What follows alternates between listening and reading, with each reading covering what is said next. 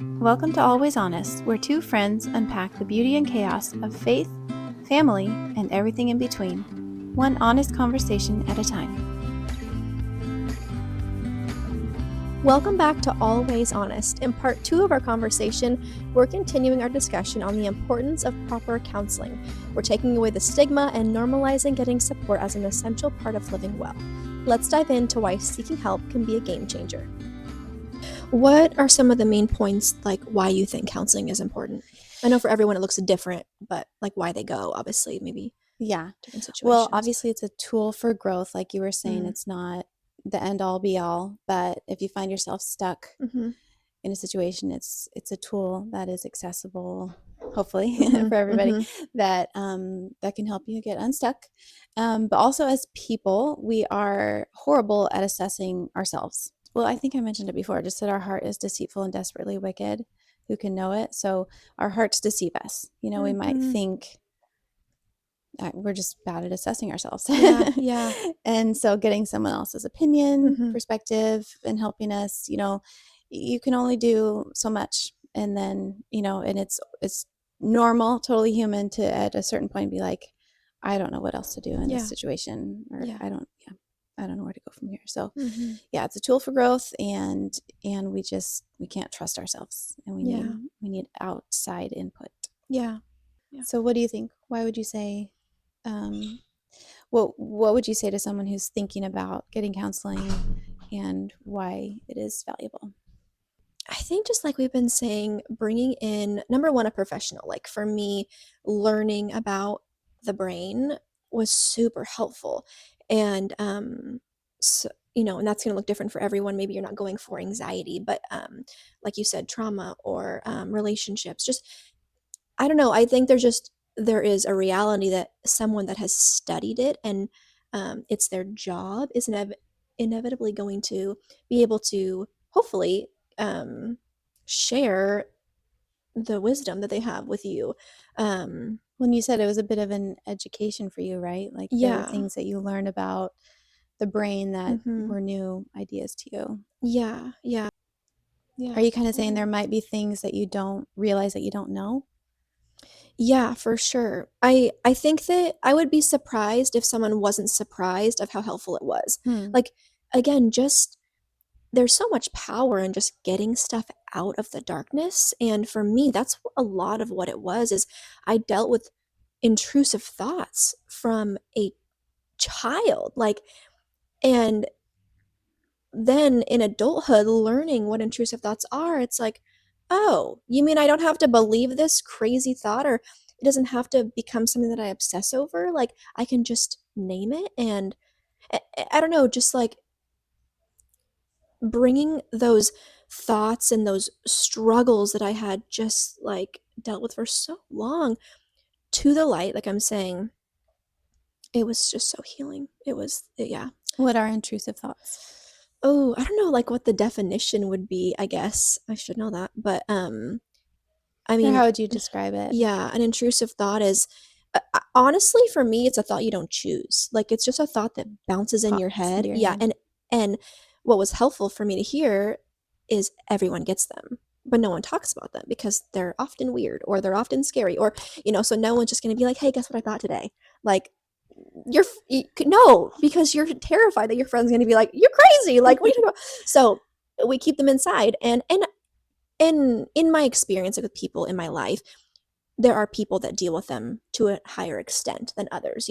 um I don't know if I've really mentioned, but like I was technically diagnosed with OCD. So what happens if you have OCD is you kind of fixate on the intrusive thoughts. So like um I don't know if I should share this. I don't know if it would be helpful, but like if you and I were walking on a bridge, this is like a good example to use. If we're walking on a bridge and we both get an intrusive thought of what if I jumped off? You might think like, well, that was weird, but I'm not going to do that, so I'm going to keep walking. Where someone with OCD is going to think, oh my gosh, I'm suicidal, I can't walk on bridges now. Okay, I'm not going on bridges ever again, because that thought scared them and it felt really real.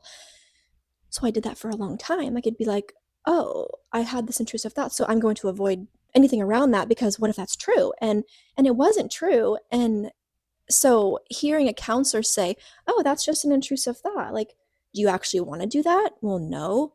Okay.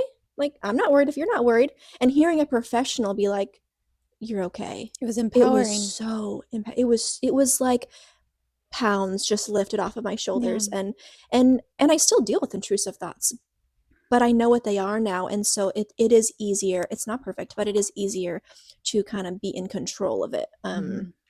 If that makes sense. So, yeah, for me, it was just really like all the education Yeah. that I learned. Yeah, I think that brings up a good point that a lot of times people really underestimate how in control of our minds and then Mhm. ultimately our life Mhm. we are, Mhm. because our behavior stems from our thoughts. And actually that's going to be my short mama wisdom, so Okay. I'll share that in a Yeah, bit. yeah. What about you? What's like what do you feel like is one of the main things that you have gained from seeing a counselor? Oh gosh. Well, when I went through something really traumatic, I changed. Like Mm.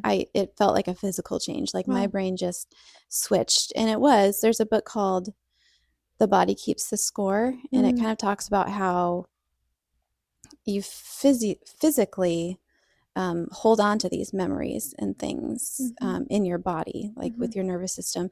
And so even if time passes and you think that you've talked about it or worked through it, if that topic comes up and you have a physiological reaction, like you're sweating and you're, Mm. you know, I don't know, your hands are tensing. Yeah. Am I Yeah. thinking? Okay. Mhm. Did I just have like a stroke or something? Like I can't talk. No. Um, it's a sign that your body is still has a memory of that Sure. memory. Like Yeah. it's reacting Yeah. physically to that memory. Mhm. So anyway, there was something traumatic that happened, and my body changed. My perspective on God, my perspective on people, my perspective on life completely changed. And I Mm. just was not the same person, Mm. like Mhm. not the same person. And I didn't think that I could ever go back to being who I was before, until I did the Mm. EMDR therapy. Wow. And everything, like you're saying, everything along the way was helpful. Mm. That was just like a big leap for Okay. me.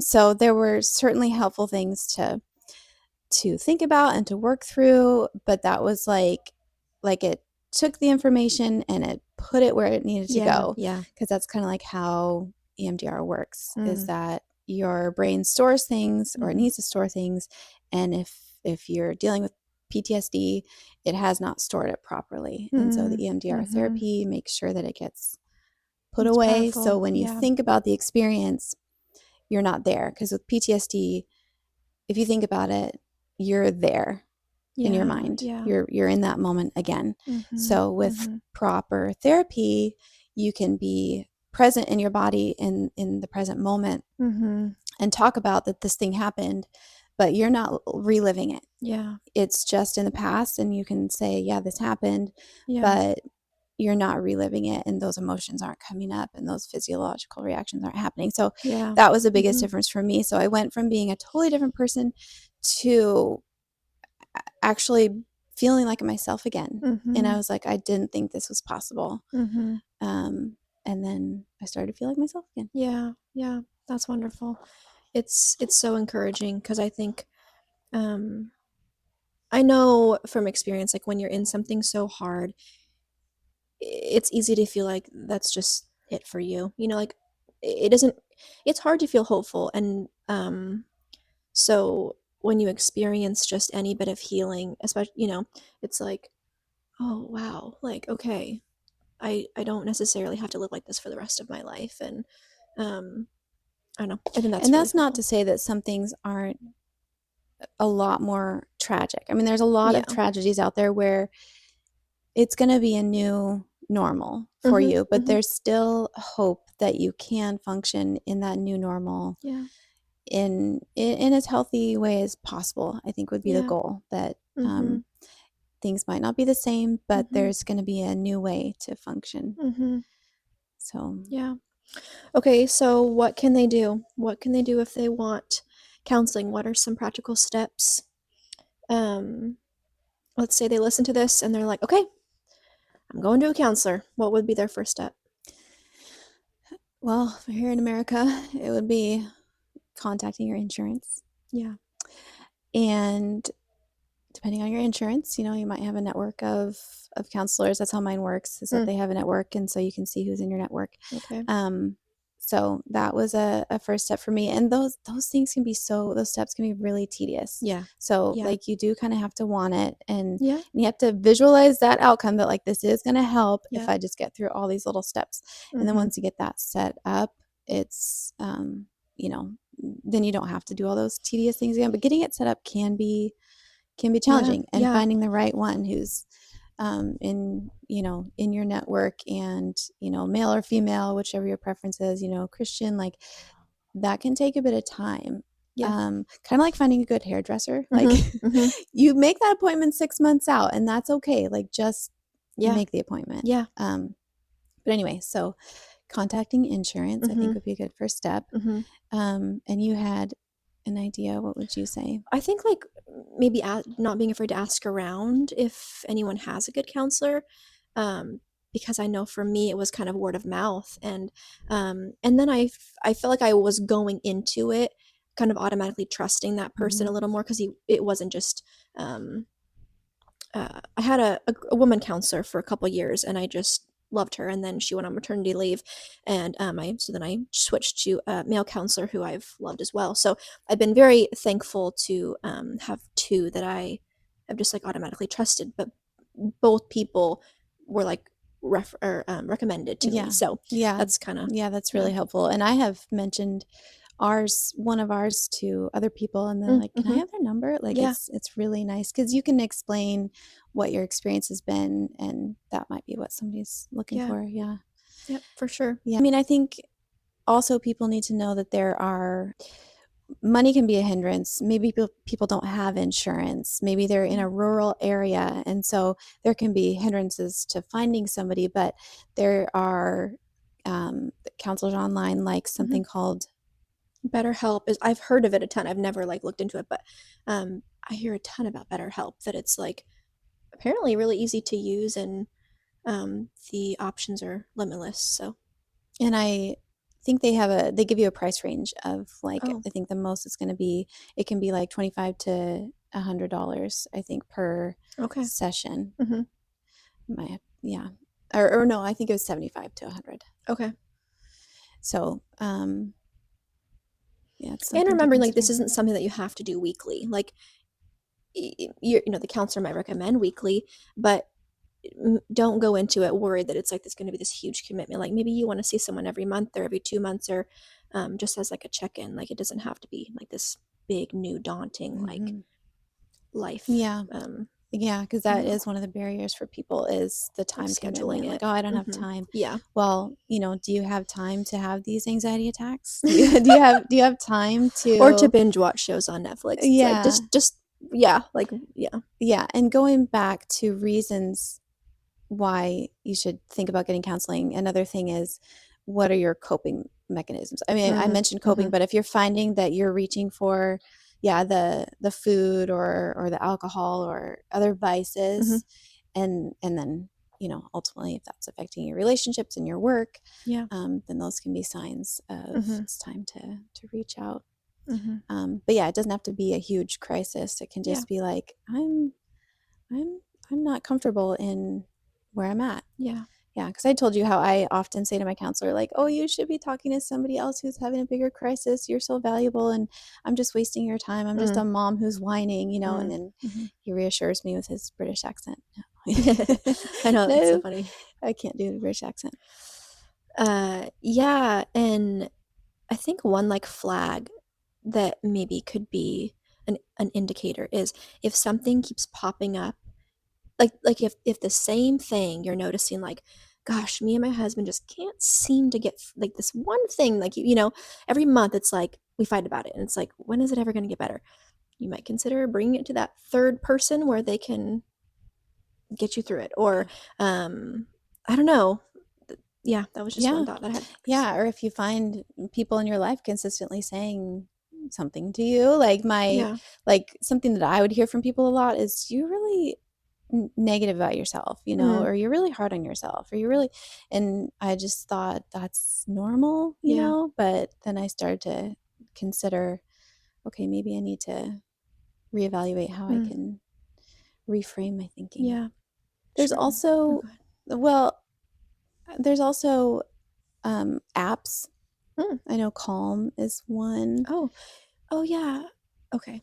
Yeah. I was gonna say the app Pause, but that's not a counselor. That's just like a breathing tool. Yeah. But Yeah. Those are helpful tools for yeah, mental health, yeah, Yeah. for sure. Yeah. I use one called, I think it's just called Breathe. Okay. Yeah. Hmm. It's kind of fun. My kids have used it. And Really? yeah. Yeah.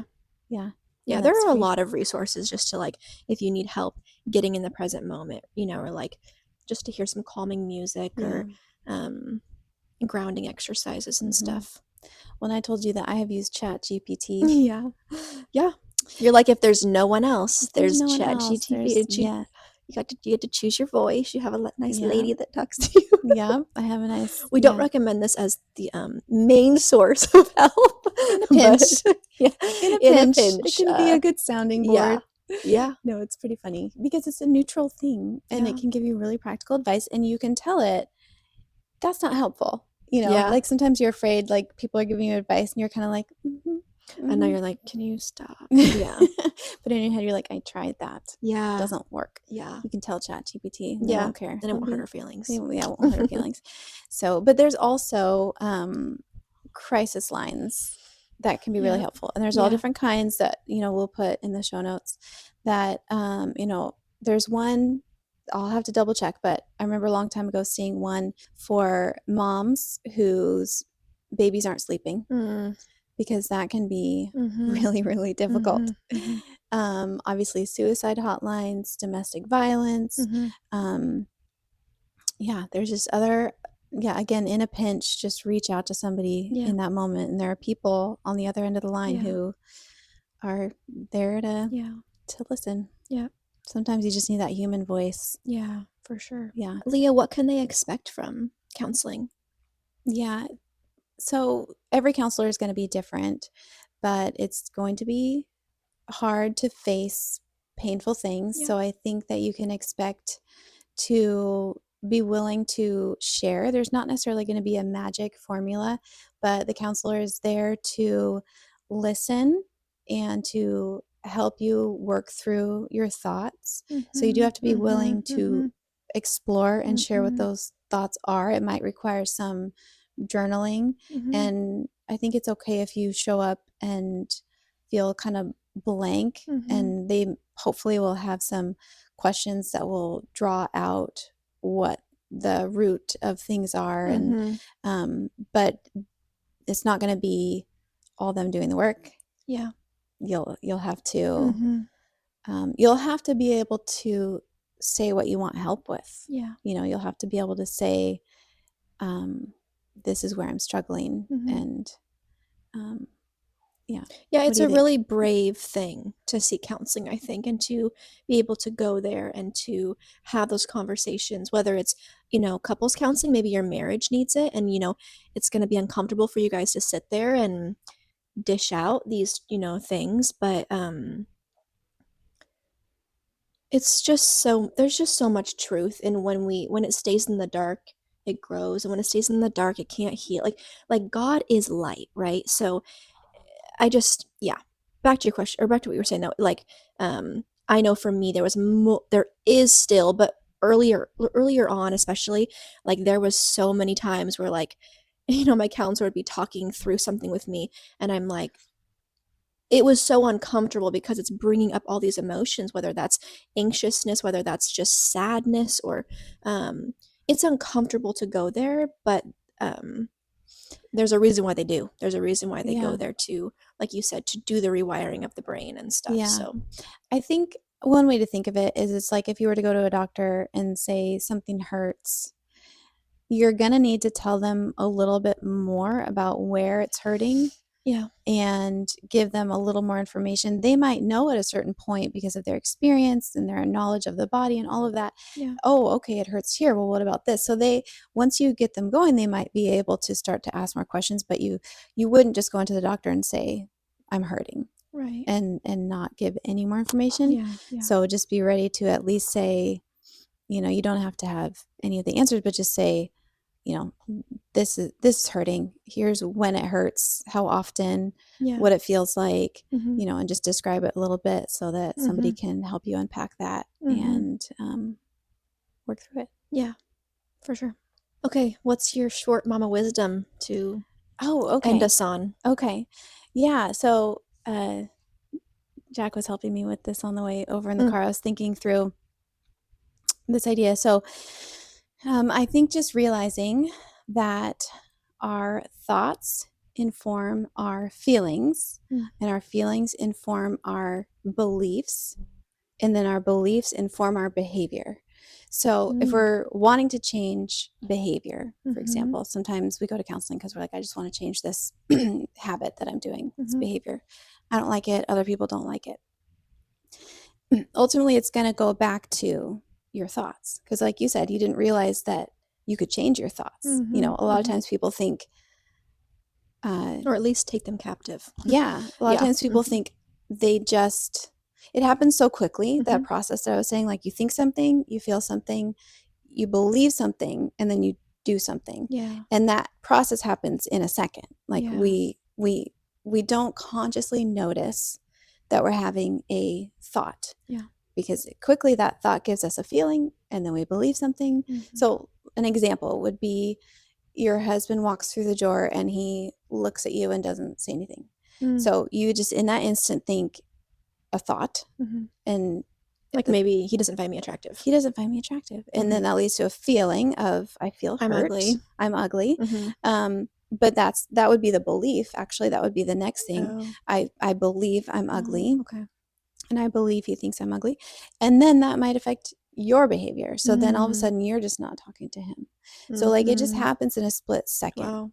So I think just understanding that process, and like you said, that you can actually take those thoughts captive, Mhm. but trying to go, if you're starting with looking at the behavior, trying to go back to what's the thought that is Mm. behind this. Mhm. And so an activity that someone could do is on a piece of paper, because these thoughts happen so quickly we don't notice. Yeah. But on a piece of paper, writing what happened in a column. So it could be, yeah, my friend didn't text me back. Like that's the event, what Mhm. happened. And then what I thought or believed would be the next column. Mhm. She doesn't like me anymore. Mhm. She never wanted to be my friend, or whatever Mhm. thought comes up around that event. And then the next column would be, um, like in secular environments they call it reframing. Mm. In Christian we call it, in Christian counseling we would call it, put on and put off. So we would say put off that old thought, which is she doesn't like me. And then the third column would be the thought that you're going to put on or reframe, which Mhm. is she was just tired, she's a Mm. busy mom, or Mhm. like something else that could be true, a true thought that you could believe and Mhm. use to replace that first initial gut reaction Mhm. or thought. And that sounds easy, but it can be hard to do because we really believe what we Mhm. believe. Mhm. Those Mhm. thoughts, we Mhm. believe them, Mhm. and it's not easy to change them. But that's the first step, is identifying them. So that was Yeah, not I short. love That it. was supposed to be short. No, that was great. That's such a good point. And it's the more we believe the same lie over and over, then I feel like it just becomes more of a belief. So like catching it early, like Yeah. going back and like, reframing it, or like you're saying, the sooner the better, in my opinion, because Hmm. I just know I've done that so many times, but I'm just like, I just continue to do it. And then before I know it, it's like, it's just harder to change the more we Hmm. stick there, I guess. So, Yeah, it becomes catching it literally a early. neural pathway that your brain goes Mm, to quickly. yeah. So you're retraining your brain Yeah. and creating new neural pathways Yeah. that now they can quickly go down. Yeah, it Yeah. becomes faster the Mhm. more you practice it. Because Mhm. you experienced that, right? Like Mhm. after getting help, then you were not going to that place like as Yeah. quickly or Oh, yeah. And the more you enforce that negativity, so like my counselor describes it as like our brain, if you picture like a big grassy field, and we should be able to go walk, right? And then the grass just pops back up, right? But the more we go down it, it becomes a dirt path and there's no grass growing and it's just a muddy, and so when your brain is like, whoop, I'm going that way. Whoop, he didn't look at me. I'm ugly. I'm unworthy, whatever. It becomes this just beaten on path. And Mhm. so it's rewiring your brain and like getting those new pathways, and the amazing thing is our brain can heal and we can Yeah. create new pathways, and Yeah. but it takes intentionality. It takes saying no, Mhm. no, I'm not going there. And I believe there's a lot of power in saying it out loud too, like Yeah. saying things out loud. I think we get kind of feel silly, but I have found that it's really helpful. So Yeah. Yeah. And the Bible talks about renewing your mind. Like, yeah, there's new neural pathways and also that our minds can be renewed. Like yeah, it's a biblical concept. It's not yeah, just a yeah. Oh, secular idea. 100%. Yeah, God created our brain. Like he Yeah. knows more than anyone. Like um you know as stuck as you feel, you can rewire. It just takes patience and intentionality, and getting uncomfortable, which we'll talk more about that in another Yeah. episodes, I feel like. Sorry, But I'm probably distracting you because I'm trying to find the verse that's that okay. was related to my short mamaism. Okay. It's Luke 45, which says, "For out of the heart the mouth speaks." Mm, So it's just that idea that what we say is just revealing what's already in there, yeah. And and the then Bible says the heart is deceitful. So yes, like you can't always go, like you have to tell your heart sometimes the yeah, truth. yes, for Like sure, yeah. yeah, you got to preach to yourself, yeah. Yeah. Our next episode is going to be about navigating adult friendships, the importance of having a community and a good support system. Hmm.